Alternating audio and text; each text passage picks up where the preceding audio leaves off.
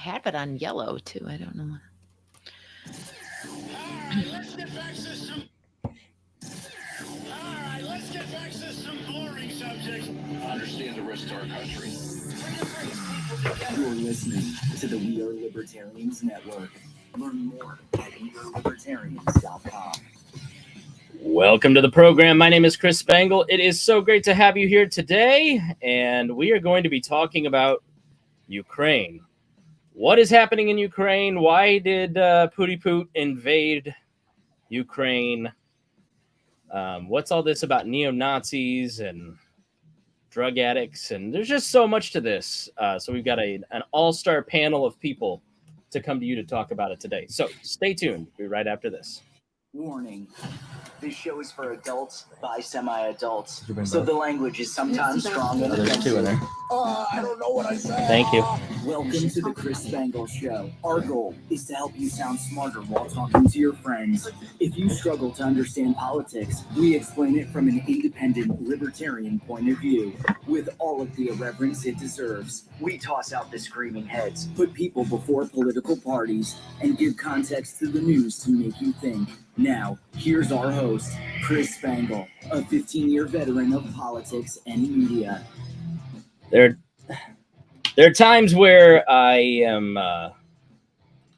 haven't had a chance to do many research shows over the last few months for many reasons, but I've been obsessed with this for a week, and so I've got so many things I want to say, and I am hoping that any of the co-hosts today that are joining us will be able to get a word in edgewise. I'm very full of knowledge.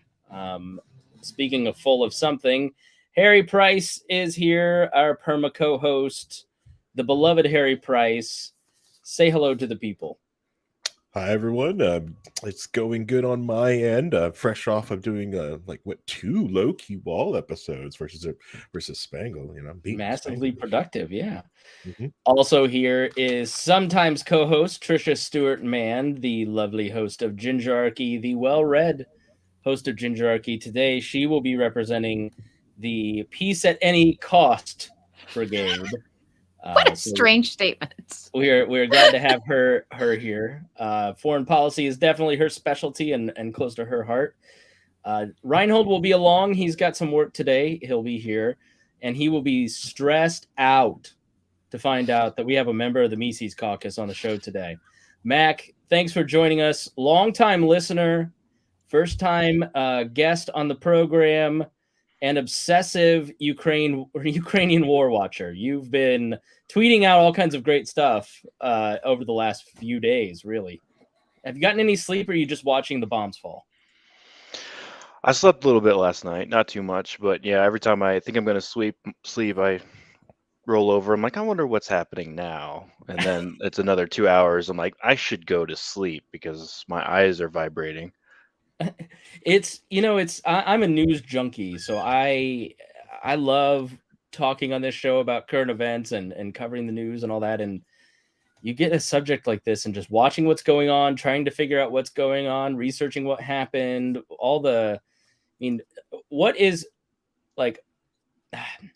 what draws your interest to it, Mac? It started in the initial invasion in 2014. I credit Vice for having some pretty good on-the-ground reporting. I had already been looking at some of the Arab Spring stuff on Twitter and things, and found that there's a lot that you can glean from information from social media, not just people posting cat photos. So Vice really, I don't know why exactly. It was one of the few examples, other than the invasion of Iraq and Afghanistan, of a war essentially being distributed through social media. And Vice had some really good reporting on that, and actually to the detriment of some forces, because Russia kept trying to deny that they had anybody in Ukraine. Meanwhile, their soldiers are posting on Instagram and Russian social media with geotags So it's it just kind of captivated my interest. I fell off for a little bit because it calmed down, in air quotes, and they sort of had a supposed ceasefire, even though they've been shelling each other back and forth for 8 years, essentially, in smaller skirmishes. And Russia's been, amassing stuff on the border for a while. It's just picked up recently. And I actually didn't think Russia was going to invade, to be honest, at Not first. many people did, and if they did, everybody thought that it was. So let me kind of break down for what's happening. But first, I want to thank our patrons. I have been calling our patrons. I've talked about 10, 15 of them so far, and it has been so much fun to get to talk to the people that support this program, hear why they support us. To a person, the thing that they like most is that we break down current events and that we are helping them understand the news in a nonpartisan way. We're not team red, we're not team blue, and we try to be fair, even though we come from a libertarian perspective. And the thing that they don't like is too long. So we'll work on that. We want to especially thank our $100 a month members, John Pusilo, Casey Feldposh, Lars Nordskog, Jake Edel, Matthew Durbin, Reinhold, Christy Avery, and Jason Doolittle. So if you've been living under a rock, this is, let me just give like a summation of what is happening. Like everything that happens in history, it doesn't just start at one point in time. Like Vladimir Putin didn't just roll tanks into this country. He has had, like Mac said, a long build up over time, over many years. He has invaded Ukraine previously in Crimea. And so what is the relationship between the Ukraine and Russia? In the beginning of the Soviet Union, Ukraine had a separatist movement, and there were many other countries in the Soviet Union. We tend to think of the Soviet Union as like one big block, and that's not how the Soviet Union was set up.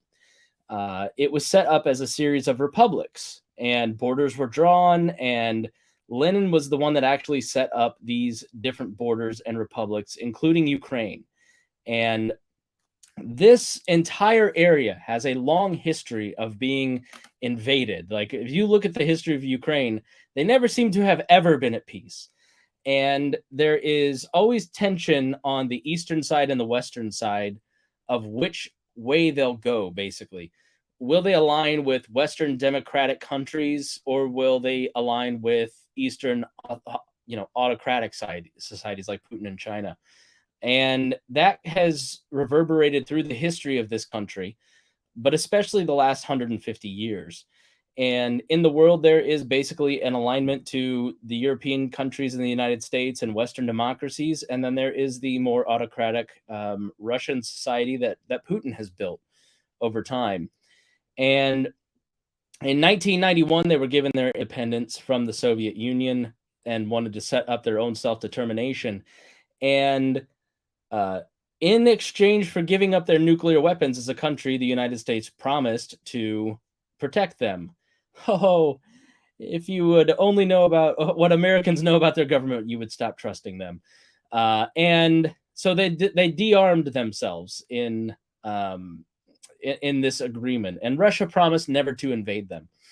And then you fast forward to 2004.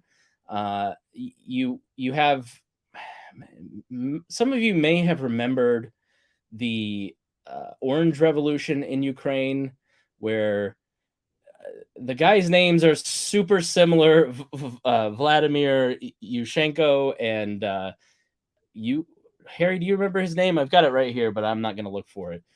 Basically, the Russian puppet or the NATO puppet. And the NATO puppet won. And then that set off a period of back and forths between the Russian-aligned and the Western-aligned presidents. Now, what is NATO? NATO is this treaty that was formed in 1949 between all of the Western countries that wanted to counter the power of the USSR, the communist bloc. And so NATO, since really should have been disbanded in 1994. After the Soviet Union fell, what was the point of it? Why continue to have it?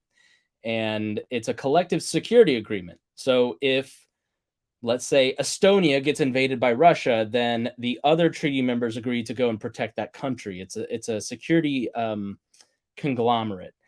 And NATO has been expanding its territory and adding new countries, including the countries that butt up right against Russia. They're up to 30 different countries now.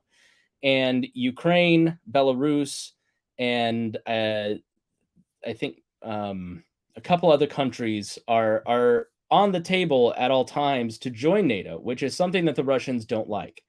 The Russians essentially have been invaded through their history. There's a long flat plain between Western Europe and Moscow, and it continually gets invaded. And so they have a very vested interest in keeping their borders secure. They want that buffer zone, and Lushenko, thank you, Emily.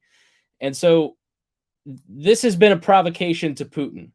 Now, would Putin have invaded Ukraine with or without NATO? I think so, because Putin, at the end of the day, like I told you in 2014 or 2013, that Putin is a dictator. He poisoned that Ukrainian Orange Revolution leader. He's poisoned his dissidents. Any libertarian worth their salt, if they were in Russia, would be poisoned, jailed, or killed. And he is an enemy of freedom in all ways, shapes, and forms. So now I open it up to the panel. Now that we kind of have our history lesson of what's gone on, Putin, at the end of the day, wants to reinstate Imperial Russia, not the Soviet Union. He wants to instate the Tsarist Russia. He loves the Tsars. That's why everything's gold with him. And that includes, by the way, Helsinki, Finland, Warsaw, Poland. So I don't think, I mean, Mac, you followed this stuff for a long time. I was never under the impression that he was going to stop in Crimea. In Ukraine, there's two different regions that have been aligned with Russia that have a large Russian population. The Russians in the Ukraine make up about 17% of the country. The rest is largely Ukrainian. They're two different cultures. They're not the same thing. Two different languages, two different separate cultures. And the Russians inside these two disputed regions want to align with Russia. And they have continually they've had elections, but the elections have not necessarily been free and fair. There is also a large amount of Nazis that are there fighting for the Ukrainian national sovereignty, I guess is the word. So, Mac, I mean, I have no question for you. Just give your thoughts on what I said. I said a lot there, and I know that you probably heard stuff that you'd like to articulate on. I this is a fairly good rundown of the brief overview of how we got to where we're at. That eastern part of Ukraine butts up right against Russia. The Russian Empire, the Tsarist nation as a whole, sort of has its roots in Ukraine. Ukraine's kind of seen in Putin's eyes, I think, as sort of the jewel of the former Soviet states that he'd like to reincorporate under the Russian flag. It gets dicey when it comes to differentiating Ukrainians and Russians, because there's an ethnic element to it that is sort of hard to decipher from American perspective. Especially, we think of colors more than regions and tribes, like the East still really does, especially the Middle East, which is a whole other can of worms. But even during that 2014 invasion, a lot of Ukrainian forces that were unprepared for what was happening from the sort of Western side, the nationalist side that was not in the breakaway region, that was going into these breakaway regions to restore order, just laid down their weapons because they were being confronted by Ukrainian citizens that were saying, "Hey, no, stop this. You're firing. You're basically threatening your own people here." Yeah. And they weren't willing to, shoot civilians essentially. So they just kind of abandoned their armored vehicles. And I think that footage is still in a lot of that Vice series, the dispatches from Ukraine. Yeah. You can see that where they just lay down there. They basically abandoned their weapons and armored vehicles. Okay, this is weird. I think a lot of them were confused about the situation and not sure. It wasn't as clear cut, I think, to a lot of the forces of whose side they were on or why they're fighting. And I'm seeing some interesting things like that with the Russians and the Ukrainians. There's been a couple videos that I've seen where Russian soldiers were like, wait, we're fighting the Ukrainians? That's not why I came here. Which has happened a lot in Soviet history. So there was something called the Minsk Agreements, which is in Belarus, and Germany and France moderated the Minsk protocols between Russia and the Ukraine over the regions Donetsk and Luhansk. Excuse me. I've got a cold and my face isn't working right today. And that was in September of 2014, trying to mediate some agreement. And then there was Minsk 2. And the Russians have now said we were never actually a party to that. But it basically was negotiating the ceasefires between the Ukrainian army and the people that have basically been fighting in these two regions. The Russians are an avowed neo-Nazi group, the Avos, which, like, you read their history, you read about them, they are an actual neo-Nazi group. And so when Putin is talking about how they're going to denazify Germany or denazify the Ukraine, that's what he's talking about. And they're a pretty violent group, but there's like 400 of them. And they say that only 20% of them are neo-Nazis. So it's a little bit of Russian propaganda to say that it's all that they're only fighting Nazis in the country, because there's thousands of people fighting. There's been hundreds of people that have been killed in this region from 2014 on. There has been constant skirmishes and tensions in these two regions. And everybody thought that Putin would invade that one region. And instead, he invaded the entire country. And I should say that Escalja brings up a good point. And Harry, maybe you can weigh in on this. He also annexed Georgian territory. If you remember Saakashvili back in 2008, it's hard to argue that's about NATO encroachment. Doesn't Putin's argument that he's fighting the NATO encroachment when he invades Georgia, not a NATO member, Belarus, not a NATO member, Ukraine, not a NATO member, doesn't his argument that this is about the West kind of fall apart when he's invading non-NATO territories? Why wouldn't he take them on directly? Exactly. And he's also gone after indirectly, like in Kazakhstan, by sending peacekeeping troops in to help, like, to put down like riots that possibly if he had started. Well, that's what he's saying. Yeah, these are peacekeeping missions, Harry. He's saving them from the genocide that's happening in these two regions when there's no genocide taking place. Correct. And the Kazakhstani people just want to try to get their they just want free elections away from like Russian interference, and that's what they're like rioting about. And this is like, in Kazakhstan is a landlocked country, part of the old Soviet bloc of like countries over there. So like, it's not like, oh, NATO's getting close to them. Like, how they're stuck over there on the other side. You know? Yeah, Trisha, you want to weigh in here? You're muted. Trisha, you're muted. Wow, that's not a real podcast. Oh yeah, look at that. Oh, the girl had tech issues, and my tech issue was I didn't hit unmute. Yeah, so a little bit about that NATO situation. I think that NATO gets dangled over Ukraine's head a lot, and obviously, I don't think it's ever going to happen. Like, oh yeah, they're going to join forces, because everybody else has to vote besides the United States, that they get to be a part of it. But I do think there is a little bit of merit to that, and the fact that it's more NATO friendly, those countries are. I don't know if that means a lot as far as like them advancing against NATO forces. But I think a lot of what's happening right now, as far as Russian propaganda, a lot of it actually is there. Some of what Putin is saying is rooted in truth, but there's an ulterior motive, like you said. Like, obviously, fighting 400 neo-Nazis really wouldn't, require invading all of Ukraine. So I always think that truth here is somewhere in the middle, and it's not good guy Ukraine, freedom, free elections, bad guy Putin, evil Russian propaganda. I think it's somewhere in the middle. Yeah, it's really hard not to get drawn into this kind of stuff. Like the Ghost pilot I Yeah. don't know if like the first ace in the 21st century who shot down 6 Russian planes.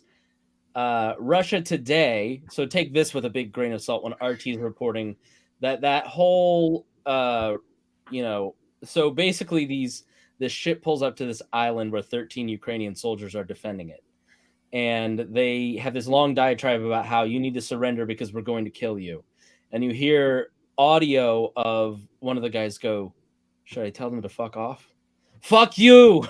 Yeah. And then they all got killed. Well, Russia Today is saying that that's a made-up story. Or you watch the Ukrainian president, in stark contrast to our own president, be virile and young and well-spoken and articulate. And you go, wow, this is a great leader. And I'm not taking that away from him. I think he's an impressive person. He's, the United States is like, please come, we'll save you. And he's like, I need ammunitions, not a ride.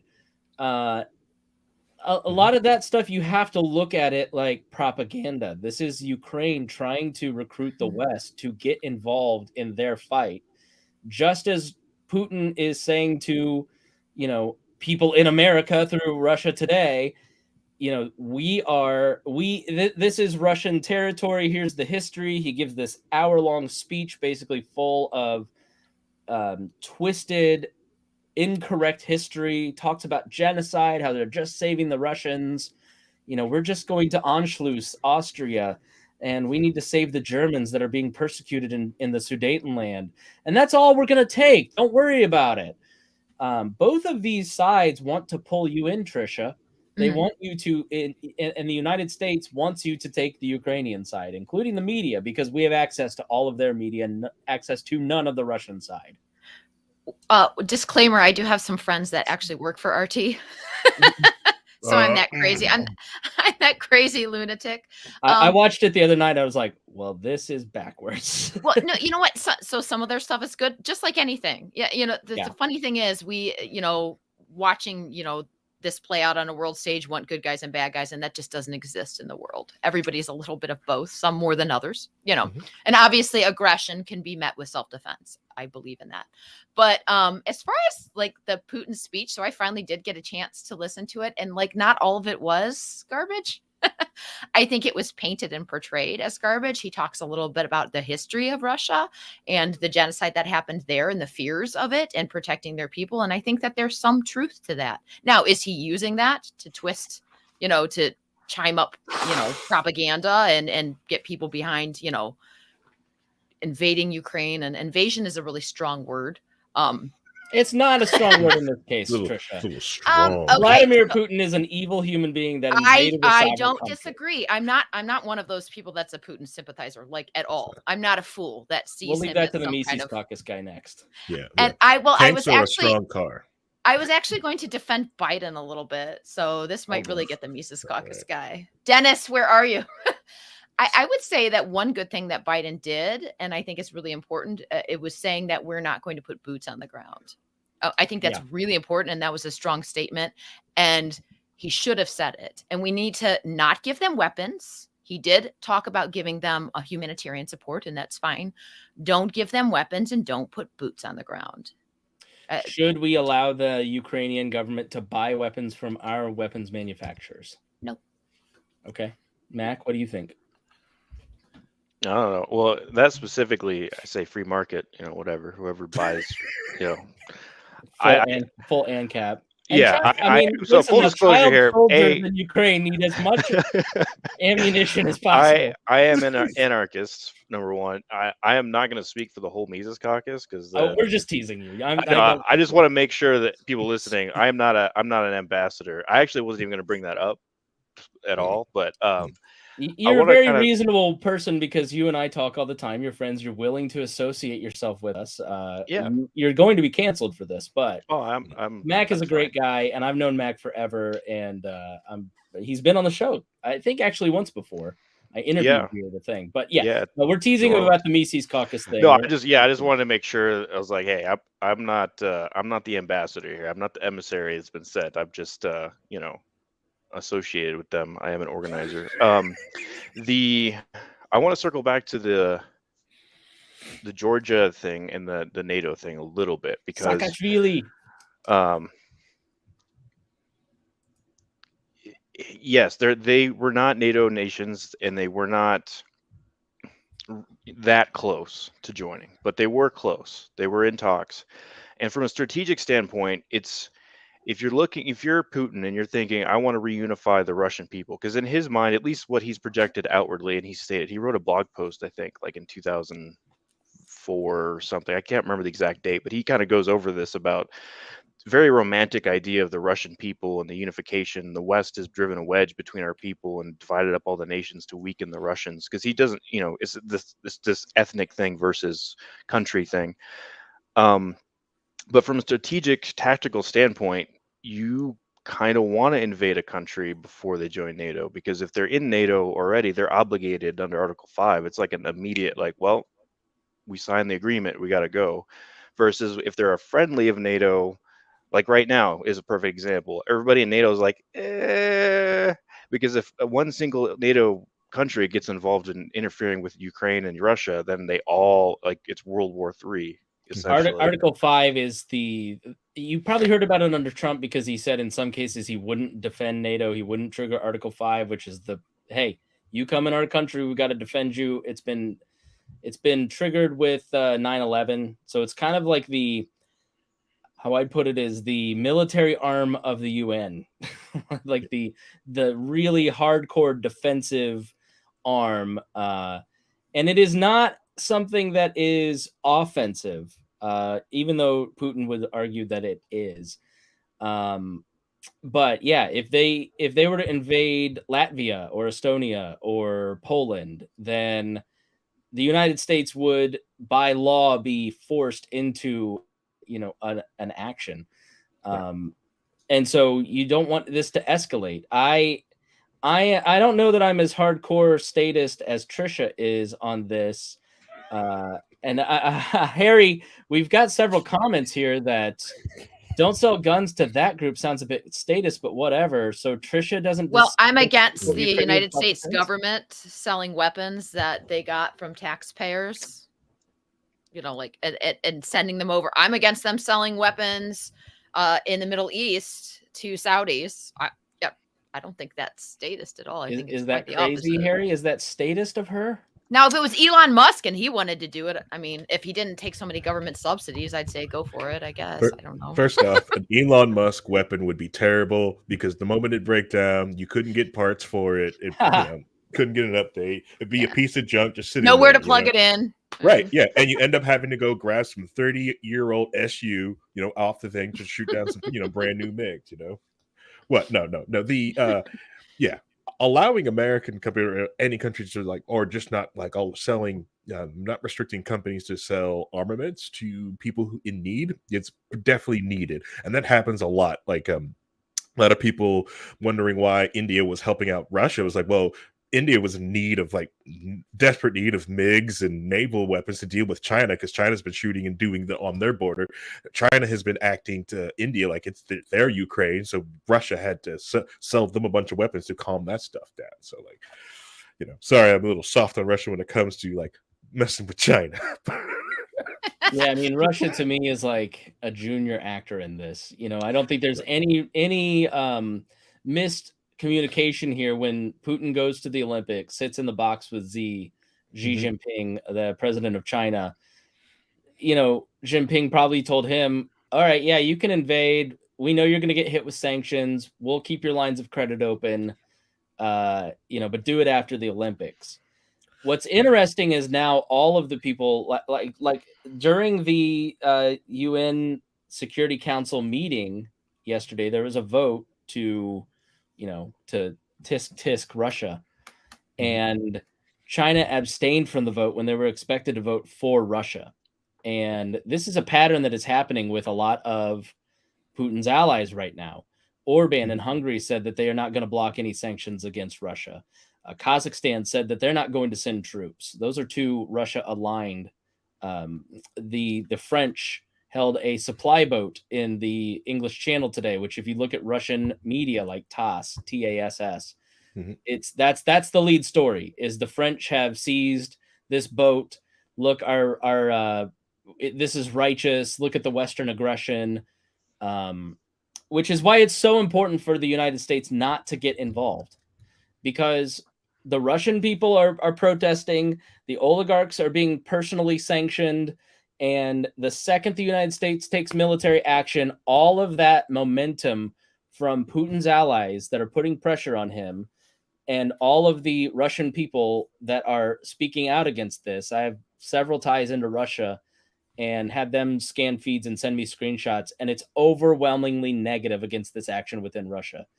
And it's very unpopular. But the second we take action, that will end, and it will draw us into a larger conflict. And sometimes the best course of action is to not do anything. And if you act because you want to solve the problem because you're upset watching the news over a territory that you didn't know existed until 3 days ago, it's not wise, right? So does anybody want to give me kudos and say, gosh, Chris, you're exactly right based on historical facts and figures? Trisha? Yeah, I want to say that it was so unlikely that the United States would actually put boots on the ground in Ukraine defending Ukraine. It would make no logical sense. So you're absolutely right. You pull us out of Afghanistan and say we're never doing that again, and within 6 months go, never mind? Yeah. And it's just a war that wouldn't really be won. Not that we don't do those, right. But I think on a lot of fronts, it's not like going to war in the Middle East where the information doesn't get out the same way. Right.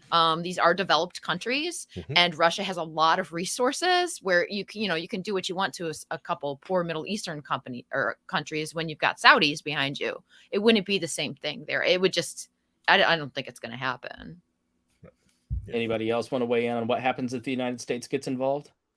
Well, you were also really right. It's you're forcing, like the way China does. If China voted to go with Russia, they will end up like losing a little bit of face on this one. And then Xi Jinping is on very rocky ground anyways, trying to become dictator for life in China anyways. He's trying to gather votes inside of China, so he's fighting that battle there. And if we lose face again inside of China because they backed Russia and they don't end up winning on that or on that first one on the world stage, well, like everyone thinks like China's like some this like communist Chinese party, but no, there's fractions are happening in there, and she just can't afford to go along with him right there at that point. Mac? Yeah, and this is complete talking out of my butt, but I think it's a kind of a win-win for China with Russia. They're not outwardly supporting them. They're not outwardly rebuffing them either to a certain degree. I think if Russia succeeds, they have a ally that is now bolstered in their strength a little bit. They'll be pretty weak financially for a while, but they will have basically in lockstep another country that they can say, look what they just did. But right now Russia is, and I have a theory about what's going on. We can maybe touch on it later about what's actually going on the ground, but Russia's faltering a little bit, and I think that's worrying the allies where they're saying, Russia might lose this, and we don't know if we want to throw our hat in the ring with them right now. Well, China also is watching the West's resolve and NATO's resolve in regards to an invasion of Taiwan, because if the world doesn't stand up and doesn't fulfill its promises, aka the United States, for guaranteed security, then he takes Taiwan instantly. But yeah, the Russians, Mac, I'm watching some of this stuff in Telegram channels and on Twitter like you. I don't know how much, Reinhold is joining us and Harry and Trisha, like how much you're watching. I'm wildly surprised at how janky the Russian military equipment looks, how poorly they're doing. The Ukrainian government, which you have to take with a big grain of salt, says that 2,000 soldiers have been killed and all this equipment has been destroyed, which America lost 2,500 soldiers in Afghanistan over 20 years. So 2,000 soldiers in an action like this in 3 days is a lot, if that is a true number. So I'm surprised at how kind of anemic they are. Okay. Go ahead, Reinhold. Part of the reason why they're seeming anemic is because they don't have the people who are fighting, the armies, the actual boots on the ground. They're not committed to this. This isn't the the Ukrainians are defending their home. They're defending their people, their neighbors, their lives, and they're fighting. They're going to fight to the death. Whereas the Russian guys are just coming in. They're like, we don't really want to be here. We don't think this is right. Most of them probably aren't agreeing with us, and they're seeing what's happening, and they're having second thoughts, and it's kind of like how when the United States went to Vietnam, the people who are fighting there didn't have any stake in that. They didn't want to be there. They were just trying to survive, right? So the people in Vietnam were defending themselves to strong. That's why they were able to hold them off as much as they were at the time. So here is the same thing. They're running into that issue, plus the fact that Ukrainian defenses are fairly good. The Stinger, the anti-missile stuff that they have, the anti-tank stuff that they have is really doing a good job defending and taking out a lot of the Russian equipment. That the Russian equipment, they put some stuff on their tanks to prevent anti-tank fire from damaging them, and it's not helping. They're just going right through it with the weaponry that they have now, and it's just a case where I think Putin kind of thought he would be able just to roll right in. So I saw on Sky News, which is on Pluto TV. It's a British channel. I think it's a Rupert Murdoch company. Infinitely more informative than CNN. You watch CNN and it's just total garbage right now. You don't learn anything. You just get feelings. That's the thing about Fox and CNN. You get a lot of feelings, but you don't really get a lot of information. But one analyst was basically saying that Putin thought that he'd be welcome, like in the Anschluss when Hitler went into Austria, and you see the videos of all the Germans waving and cheering because he's come to save us. That has not happened in the two regions that he invaded. It has not happened across the country. He's been met with citizens with Molotov cocktails. I mean, Mac, this is maybe a time to talk about the crazy psycho behavior of Ukrainians. Like the old lady walking up to the two soldiers to hand them seeds saying, plant these in your pocket so when you die, you can sprout some sunflowers and provide something of value to our country. Or the guy running up and like hitting a tank with his shoe, and then the tank veers towards him and he doesn't even flinch, or the guy getting run over. Like, this is just, these people are crazy. They're who Americans think they are, who they want to be, but are not. Yeah, exactly right. Yeah, they are based. I mean, if you think about it, that whole region is like, war is just like apple pie. That's it's in their blood. They've done it forever. But yeah, literally. I mean, like, that's the whole Russian Empire, starting out in Kiev and expanding outward from there. The interesting thing, and I agree with Reinhold, I think the Russian troops generally don't have the same moral backbone to their fight. I also am seeing a pattern emerge from the intelligence I'm gathering on Twitter. And I know that sounds weird, but Twitter is actually one of the best places for aggregating on the ground live accounts of stuff. And Chris, you've seen, like, I'm flooding people's feeds, and I'm sure I'm annoying a bunch of people. Me too. What's your Twitter handle? Anarch Actual, and ANARCHACTUAL. But what I'm seeing is a pattern of some of these Russian troops that are being captured. They're like fresh conscripts. Like, they just got out of basic. They just learned how to drive their machinery and operate the guns. These are 17, 18, 19-year-olds. These are not seasoned veterans. And the other thing is that they're behaving like that. And it's really strange to see them. I just posted a clip this morning, or retweeted a clip this morning, of a Russian Tiger, which is like an equivalent of a American MRAP, if you're familiar with that, the upgraded version of the Humvee. And it's coming in contact with what appears to be, at least to me, a Ukrainian Stella 10, which is a surface-to-air missile armored vehicle. If you're on the ground, there's not, unless it runs you over like it did that one guy, a Stella 10 is not going to do much. It's got to have, try to fire it up close. There's different precautions and things that they have set up, so it's not really designed to engage ground targets. It's designed to engage aerial targets. But these Russian guys are, they're coming at each other. The Russian guys are going up, and then they stop and they start reversing. They're like, oh crap, oh crap, oh crap. It's like, you're so untrained or inexperienced, you don't realize that can't do anything to you. I mean, yeah, okay, back away and go away, but it can't cause any damage. So they just open fire with their 50 cal or whatever they have mounted on that Tiger, and of course it's an armored vehicle, so it didn't really do anything. And the Ukrainian Stella 10 just goes right past it. And then Brody in western Ukraine, about 103 kilometers northeast of Lviv or Lvov. Some random Russian troops tried an assault there, where it's like they're way behind enemy lines. They had no support, and they just got wiped out and chased into the trees by Ukrainian helicopters and a bunch of Ukrainian soldiers out there. So they're doing a lot. And then of course the tanks are running out of gas. That video of that guy going up to the tank that's broken down on the highway. He's like, "Oh, what's going on?" The Russians are like, "Oh, we ran out of gas." He's like, "Oh, I get to help tow you back to Russia if you want." And it's yeah, like, there's like 200 miles of interstate between Belarus and Kiev, and the Ukrainian military is being successful in blocking a lot of these routes and cutting off supplies and starting to starve out some Russian soldiers. But they're also taking a heavy beating in Kiev. And I would be surprised. The way that a lot of this stuff works a lot of times is you get the initial contact. It gets, you get the Ukrainians. The Russians made a mistake in not taking out Ukrainian. Like, they are the second largest military. They could have sent rockets into every air and naval installation in the country, bombed every single one of those, and then gone in. And that was what everybody expected if it was going to be a full-scale invasion like this. And instead they didn't do that.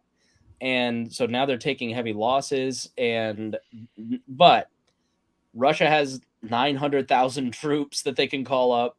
They have 1,300 tanks. They have an infinitely larger military than the Ukraine that they can bring in. And if this continues, if this goes on, if there's not a peace agreement in the next week or two, then Russia can send in those Chechen troops, which are going in for peacekeeping and are known for being brutal. They can send in more military, more tanks, especially if Putin starts to be perceived in the world as if he's losing.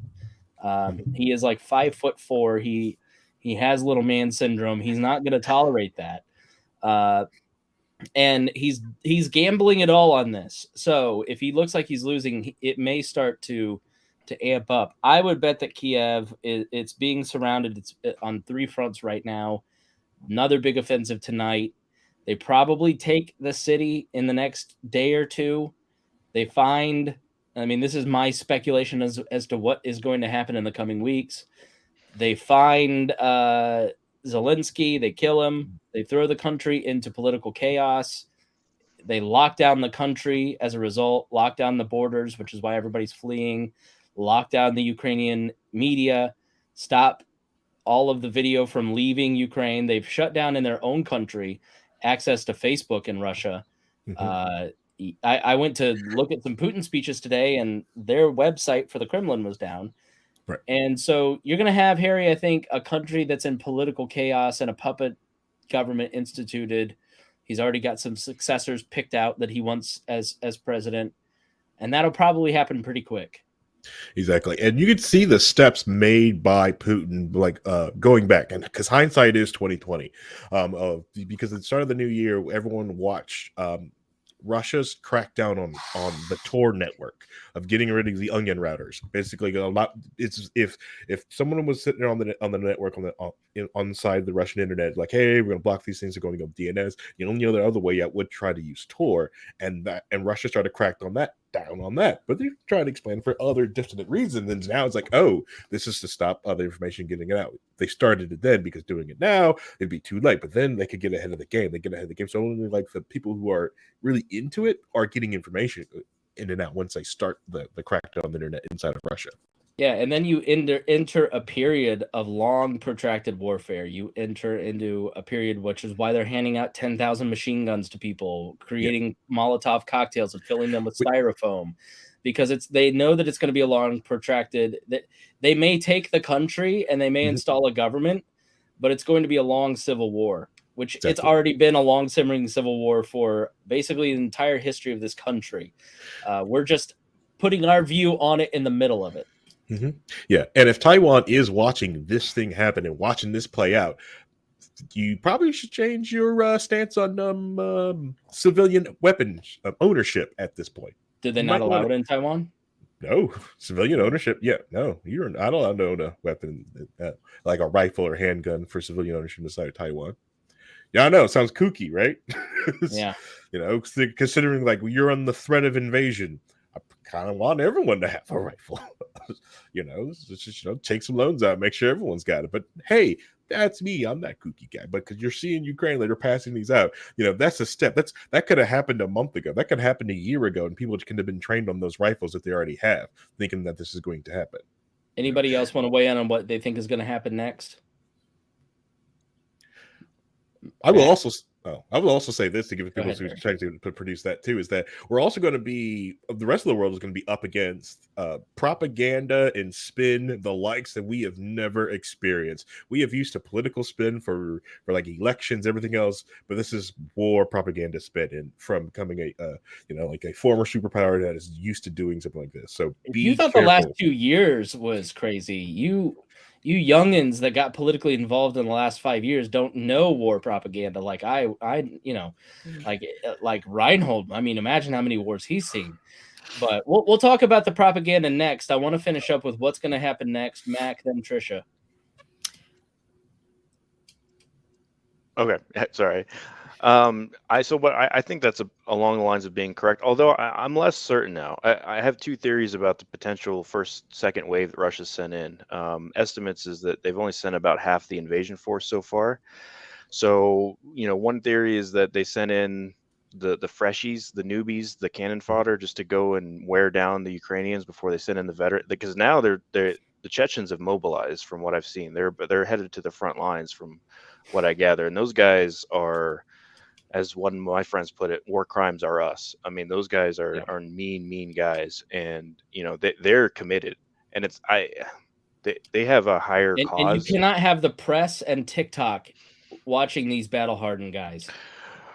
I mean, temporarily, till if they see you filming, you're getting roped into their sites. That's concerning. So my theory is that I think, at least if I'm giving a lot more steel manning Putin's tactics here, is I think he's sending, he's basically trying to soften up the Ukrainian forces and wear them down, and then send in the real hard hitters behind, all these newbies. Because like I said, a lot, and I know that this is somewhat skewed, because that's just the information I've seen. I haven't seen the whole battle space, obviously, but numerous of these Russians that are captured are just like confused, and they're telling people, well, this is an exercise, and I'm sure that's something they're being instructed to say to some degree, but also like you can just see the confusion on their face. Like they're like, wait, what? We're in Ukraine. Like I thought we were and I think they honestly believe it's a peacekeeping mission, and they're like, well, wait a minute, these civilians are I'm fog of war, and like this doesn't seem right, and they're starting to it's starting to click, I think, for some of them. So yeah, I think what ends up happening is that if that tract is correct, Kiev probably falls within the next 24, 48 hours, in a major way, maybe not completely, kind of depends. Russia hasn't had a lot of practice. At least these troops haven't a lot of urban warfare practice. This is home turf for Ukraine. You can hide a lot of javelin missiles in those buildings and take out armor as they try to, weave their way through the cities. The civilians that volunteered took out a lot of armored guys coming in that were supposedly special forces, but they might have been one of those weird police brigades that like broke off randomly. There's a lot of weird chaos in the Russian troops that are just I can't explain what they're doing. I think it's the only thing that makes sense is that Putin decided to send people that don't know what they're doing just to cause chaos and wear Ukraine down. But yeah, they're going to have, this is like their Afghanistan part 2 after they did in Afghanistan the first time, I think. Yeah, this is going to play differently in the world.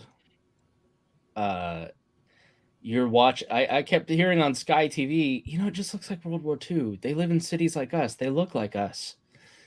Like the world has really watched a lot of small villages being bombed in faraway, remote places, like in like with Muslims living in them, right? And Trisha, this is going to be the first war on TikTok where two white Christian nations are fighting each other, and that's, I think, going to hit differently for a lot of people who couldn't connect to the Muslim experience through the terror wars. Yeah, I definitely agree. Echoing a little bit of what Mike said. Couldn't or wouldn't connect, I should say, Trisha. Well, yeah, I mean, like I was saying, they're more developed countries, and so obviously, we're not going to watch a TikTok video of a grain silo in Yemen being bombed or a hospital. You know what I mean? So, but I keep thinking that it doesn't make a lot of sense that Russia would go in and just be so unprepared and not have quite a mission, like you said, running out of gas. Like, to me, that doesn't make sense. And there has to be an explanation behind it. And I hadn't heard what Mike had said about some soldiers saying, oh, this is a training exercise, which obviously, they could be coached to say that. But it seems like it's disorganized for a reason. So maybe we all, hey, look, Ukraine is, doing wonderful, and Russia really overestimated themselves and they have hubris, or we're all falling into some kind of trap. I don't know. It doesn't make a lot of sense to me, which lends me to believe that something else is going to happen. But yeah, it'll be strange to watch it. Even when we went through the Iraq war and Afghanistan, we really didn't have the same social media that we have now, at least at the beginning of the war. Developed over 20 years. But I think it'll be interesting and to watch people identify with people more and see their reactions, which actually makes me really sad to think about. You should then, and I bring this up because you should and then impose those emotions on people in Yemen. Yeah, that literally their children are dying because they have diarrhea. They're dying of diarrhea because there's no clean water, and it's a very curable thing, and it's heartbreaking. But if we can't see it and we don't identify with those people, and a celebrity doesn't sing a song about it, then by the way, 9 p.m. tonight on my Facebook, I will be debuting my poem for peace. So please tune in. I just want to make this all about me. That's what's important. Reinhold, how do you think this plays out? I think this plays out where one of two ways. One is the Ukrainians can put up a good defense. I think Kiev may fall, but I think you're going to find that most of the leadership have kind of skedaddled a little bit to better places to kind of defend and let them just keep trying to find them. Because if Zelensky dies, that's the decapitation of the government. You have no elected a government at that point. And you'd have but it doesn't turn the Ukrainians going, oh, I guess we just lost and we'll give up. That's not going to happen. They're going to try to fight to put somebody else back in of their making, because that's what they fought 4 years ago anyway, right? So they wanted to have the people in charge be the people they wanted to be in charge, not somebody's puppet. So they're really strong about that in their views. So I think what's going to happen. So if that happens, and then there's just more negative, press and positioning and everything else through the world stage, Putin's going to have to think about whether he needs to want to continue doing this or not. What's the ultimate benefit doing it? Because once he gets Ukraine, he's going to still have resistance fighting there a lot. And if he does actually take over Ukraine, I've got a feeling that there's some countries next door to Ukraine, like Poland and some others, who are going to demand that they do something about it. That's why I don't understand why he did it, because why would you sign up for long protracted warfare with the people that are battle hardened and crazy and fully stocked with weapons? Yeah, he had to somehow believe that the people in Ukraine wanted him to do this.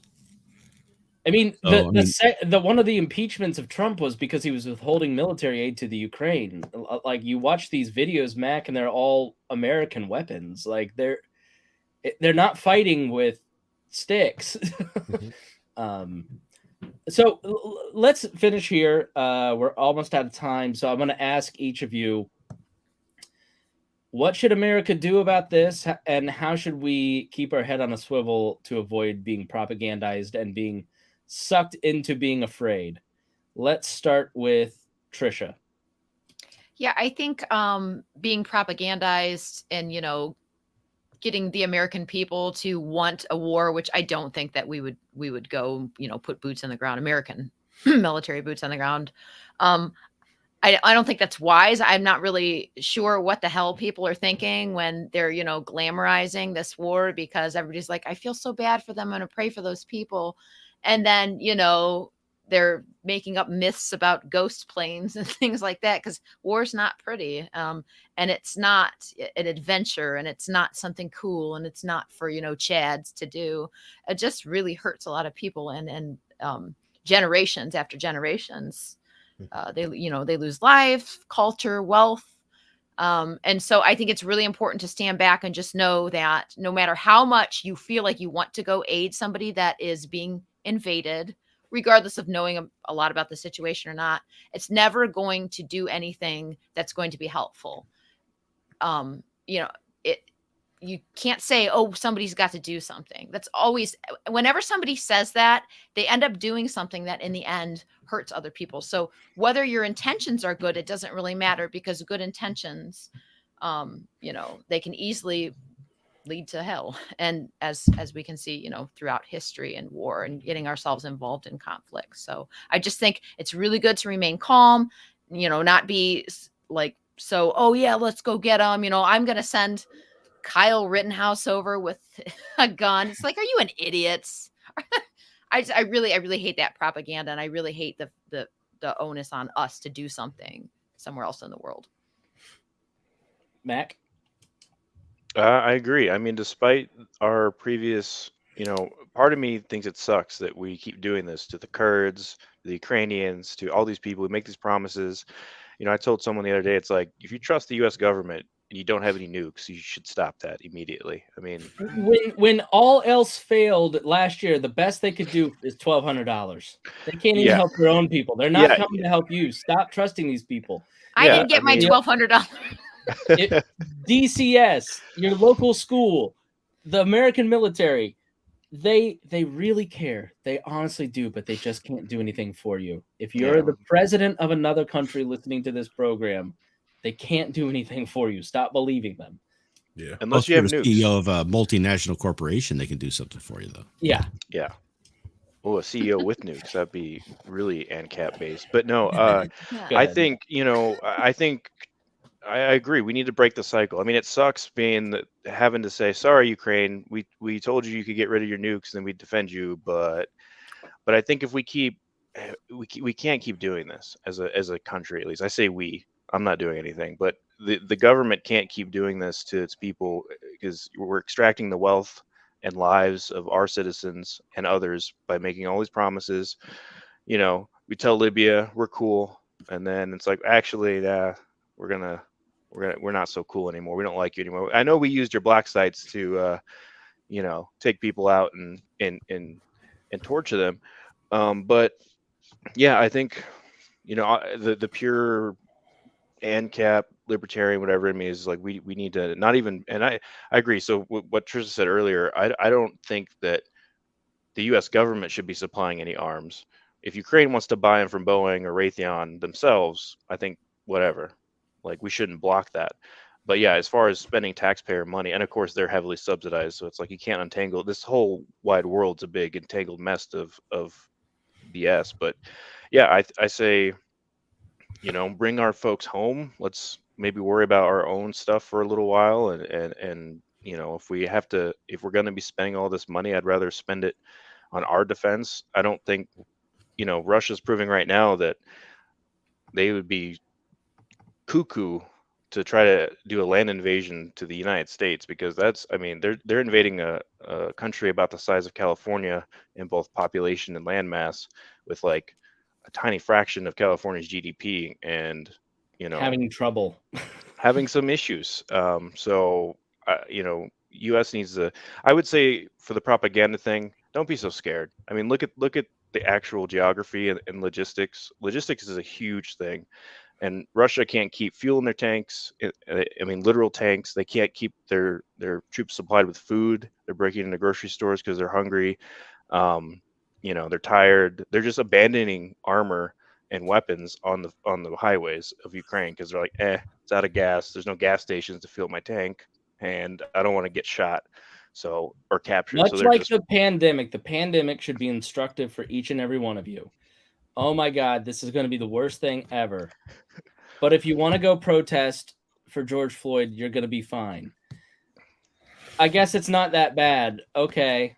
Well, yeah, that should have been an instructive thing. Like, oh my God, oh my God, oh my God.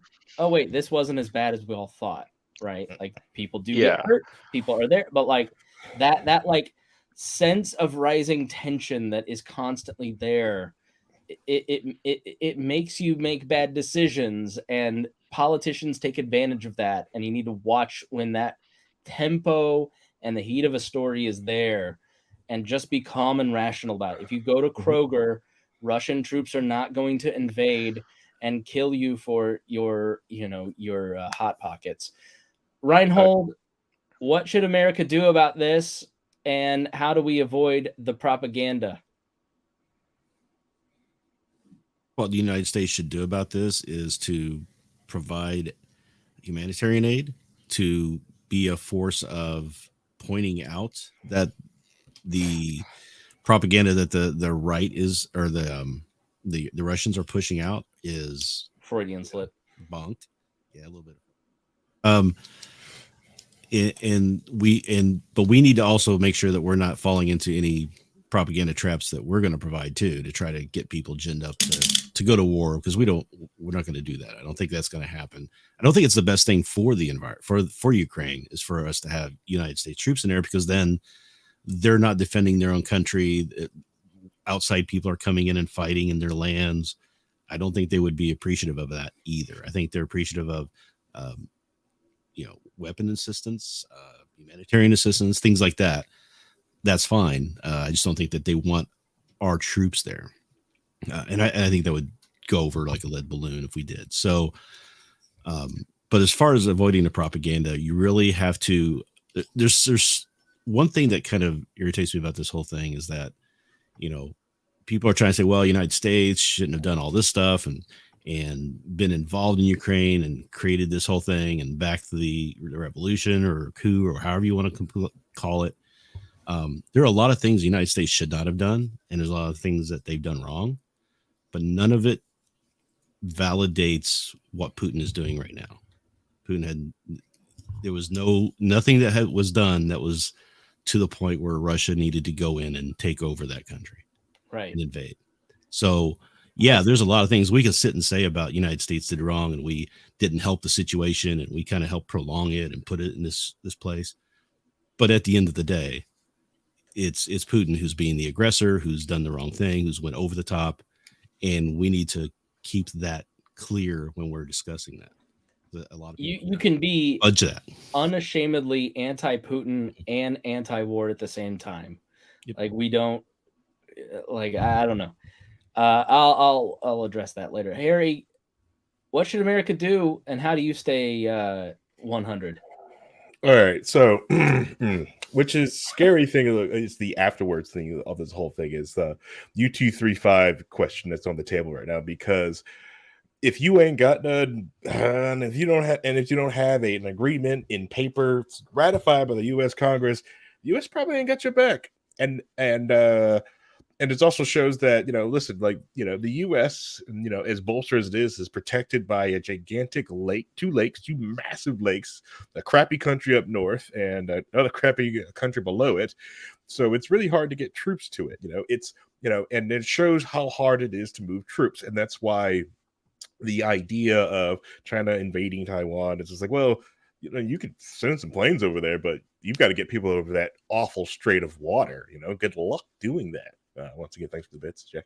But I think one thing they have to do is probably get more like ratified treaties with people to get to simmer people down after this, because if not, how many of these countries are seeing watching this happening of having like fights with neighbors or other former superpowers that like, you know what, we need a nuclear program. There's a lot of unemployed physicists in America we can get here to start a nuclear program, and because we need one, because obviously it's the only thing that kicks people down, which is a terrible sentiment and a terrible way to, you know, go into this new century.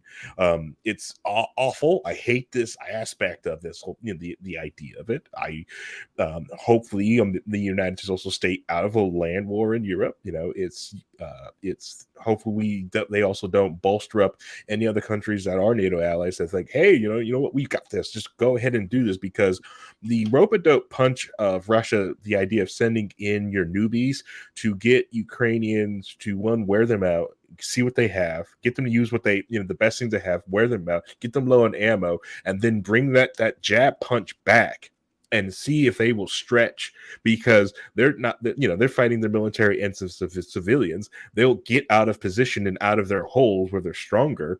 And if they start going after and chasing, well, and it's going to be a different story. So I don't really see them. I don't really also recently see Russia sending in the Chechens into Ukraine because they can't control the narrative over there. But if they keep them on the Russian side of the border to get them to outstretch out there, yeah, I can see that happening out there. So I know, bleak, awful future that Harry thinks about when, you know, like everyone's thinking about, you know, making nuclear programs. It's going to be awful, terrible. So Harry, Ascalja says, have you seen where the Russian soldiers have been filmed mishandling BOFA? What is that? What's BOFA? No. Why did you do that? What is both of these nuts? In terms of what we should do about it, man, I don't know. I'm glad I'm not in charge. I think it's kind of weak sauce to sanction Putin. Like, the guy's the richest man in the world, allegedly. He knew sanctions were coming. You know, him and the foreign minister have been bleeding that country dry forever. He has open lines to China, likely for his personal funds. So it's at least something, I guess. In terms of shutting off access to banks and banning exports to Russia, where does the president of the United States get the constitutional authority or moral authority to tell a private company they can't exchange with other companies? But the moral thing to do is what the F1 and all these soccer folks are doing, is saying, I will not work with them. I will not have my event here. I'm cutting ties. I'm cutting personal ties.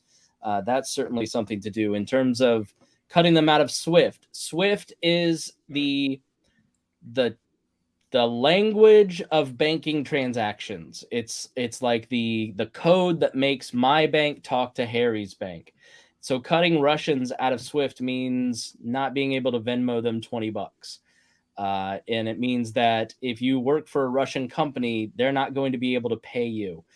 So it's easy to kind of turn off. It's very hard to turn it back on. You know, sanctions rarely work. They've been sanctioning Putin and oligarchs for a long time, for over 10 years now. That clearly has not deterred his behavior. The Russian people have had a shrinking economy in part due to it. Iran got cut out of the SWIFT system, and they're still doing exactly what we don't want them to do as a government, right? Mm-hmm. So I don't know how effective that stuff actually is. I mean, if you're president of the United States, you got to do some phony baloney stuff. I get it. But none of it's effective. None of it really works. And it hurts the poor people and the regular people of Russia. And in some cases, maybe that's what they need. They've chosen Putin. They've kept him in power. The people ultimately, and listen. You don't want your small business closed down. Don't close it down. If you don't want to wear a mask, stop wearing a mask. I've said this from the beginning of the pandemic. We are in charge of our government. The people rule. They govern by tacit consent, and the more that you give people consent to rule over you. What are you laughing at, Trisha? It's the truth. If you're Russian, go fuck Putin. You think those people honestly have fair elections, or that anything there is not completely controlled by the state under threat of force? Yeah, well, there's a lot more of them than anybody else. I didn't consent to shit. Well, I never buy that argument. You deserve what you voted for. I mean, it's perhaps not some what you'd people. vote for. There's thousands of people in the streets knowing that they're going to be locked up in Russia. That stuff matters. That is an important signal to the government where they're at. Like, that stuff actually does eventually work. Like, Putin is way over his skis. At some point, the oligarchs and the people are going to overthrow this guy because he's gone too far. What I mean, happened? I'm not. Sitting around But- and saying, "Oh, gee, this is just." You know what I learned on the honeymoon? We spent 4 hours with a Russian couple. I think I've talked about on the shows. Like, they're not in support of Putin. They just feel helpless. They feel completely disconnected from politics. They don't want to think about it. They're almost exactly like Americans. What am I really going to do about it? I guess I'll just let it happen to me. Like, at some point, that's the wrong fucking attitude to have about the people that rule over you. Get in their face. Get involved. They can't get away with it if we all do that thing. So, Yeah, but they've spent 12 years being conditioned to think that any step outside the bounds of authority means severe consequences. Yeah. So, And they're still willing to go out there and do that now. If you look at the thousands of people out there protesting currently. no, I kind of half agree with both sides because it works, but you have to have a pretty good consensus, and I think people have to be pushed just slightly outside their comfort zone where they're pissed off for it to be able to be effective, like you've seen with the COVID lockdowns. Especially with like Arizona is nice because we kind of had a little freak out for like a month, and then everybody's like, whatever. Like we haven't had really any restrictions here since May of 2020, so it's hard to kind of rally any, because some of the cities like Tucson, for example, is a really liberal county and city, and they've tried to impose local restrictions, and they've met some pushback, but it's also really strange because it's like patchwork, but I agree with what you're saying, Chris, that it's at some point I think it needs to be pushed back on, but I also think Trisha's right. It's like it's really hard to do. I mean, look at North Korea. Like, they live on some of the most brutal conditions for decades, and there ain't How no did it get uprising there? going on in there. But How they're does it get there? propagandized into thinking that's right. We are Exactly. watching it in Canada. We're watching it in the United States. How do you get there? To a hopeless place. Because You you're get born there into the because prison. The prison's get all you know. It creeps, and you don't stand up. And when you don't stand up, it creeps to a point where it's too far. Yeah. And so, I'm Honestly, just look saying, what Russia, get the truckers together. Let's do this. Yeah, So you can't comply yourself out of a tyrant, and also try to compare Russia to North Korea is not the same. North Korea is for sure. completely different. Like, that's apples to like No, I'm not diseased trying to make the potato comparison buried to that. I'm underground. just saying that's the extreme example of you're literally born as a child into a prison, and that's all you know. All you Right. know is the cell walls, the literature that's given to you, your little poster. You're not allowed to look out the window. There's no windows really. I mean, North Korea, there's USB drives and stuff get dropped and stuff like that. But that's just what I'm saying. It's like it's not quite as easy as, hey guys, let's just stop complying with these guys with the tanks and the guns and the people that have been telling us this narrative our whole life. You know what I mean? But yeah, even in North Korea, like, even they're rich with their like 1970s rich, comparatively, who sneak over into China most of the time. They even they're having some grumblings of stuff that's going on, stuff like through there. It's just like, they have, like I said, it's a completely different, like, a barrel of oranges, like with this one, because it's a almost a different world at that point, because they are so far behind everything else, or everyone else around them, even in that whole area. The Ukrainian people have consistently overthrown their government through the tactics of Gene Sharp, who I've talked about on the show, through nonviolent action, and it works. So, and I want to say to Besanova, who's a Russian who's watching on YouTube right now, we don't think about politics. We do get involved. It just doesn't work out yet. The word "yet" was the best part of that statement, and I want to make it clear. I love the Russian people. I've met many great Russians. I love Ukrainians. We are not at war with any of you. We want you to be happy, peaceful, prosperous. We're sorry for your government being oppressive to you. We hate it here in our case as well. I will say, on a personal note, this has taken on something a new layer of watching the news. I've always loved foreign policy. It's what made me a libertarian.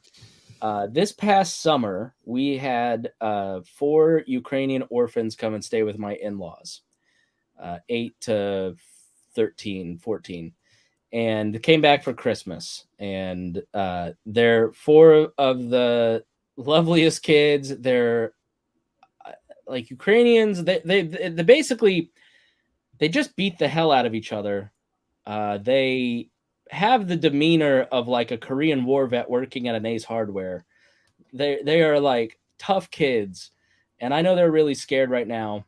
They're I'm not going to tell you where they're at. You know, we have intermittent conversation with them right now. They're in an orphanage that has been drained because people are fleeing the country. And we may be in a position soon to get those kids out. And I may come to this audience and ask you to donate to help make that happen. Reagan and I have been talking for months about adopting them, but we're just in a position where we can't do that. We're newlyweds. But it's like, what can you do if you got the cash? Adopt some Ukrainian orphans right now, because there's an orphanage of newborns up to teenagers who are going to be sent to the front lines and drafted. And that's one thing you can do if you have the resources. If not, I mean, what can we do like in the face of the violent state? What can you do? You turn to humanity. And that is the point of this show. You do anything you possibly can do to make the lives better of the people suffering at the hands of a government that has gone too far. And like, sorry, having kids text you that they're like hiding under their bed is just terrible. And fuck Vladimir Putin. It doesn't mean, like fuck war. It's the worst possible thing that can happen. When it comes to libertarianism, war should be avoided at all costs. That's the slogan that we should adopt. Lee Wright's message from 2012. I'm not at war with you. I'm not at war with a Russian. I'm not at war with, a liberal. I'm not at war with a conservative. Reinhold is not at war with Mises Caucus Mac over here. Like, we're not at war with each other. And if you continually adopt the psychology of I am not at war with you, in the great words of Lee Wright, this world becomes more peaceful, because then you find new means instead of turning to force to make change. So keep those kids in your prayers. Thank you for listening to the Chris Spangle Show. Thank you for joining us. And we just appreciate everybody that supports us. If you got something out of the show, please share it with your friends. Hopefully you learned something. And thank you to Mac, Trisha, and Reinhold, and Harry for being with us. Thanks for joining us here on the Chris Spangle Show this week.